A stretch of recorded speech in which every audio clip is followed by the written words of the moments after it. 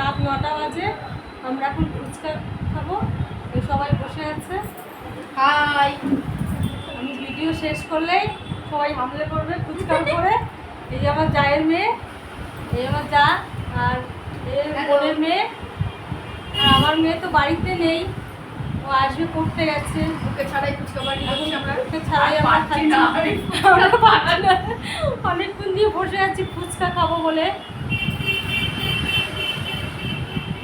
কিছু তো বলো। ফুচকা কে এনে দিল সেটা বলো। দেখাই ক্যামেরার সামনে। আমার কোনো ইয়ে নেই, কে খাও, এনে দিল খাও, বলো। খাও। এক একজন করে খা। কে এনে দিল বলছি না। এই যে ও এনে দিল ফুচকা।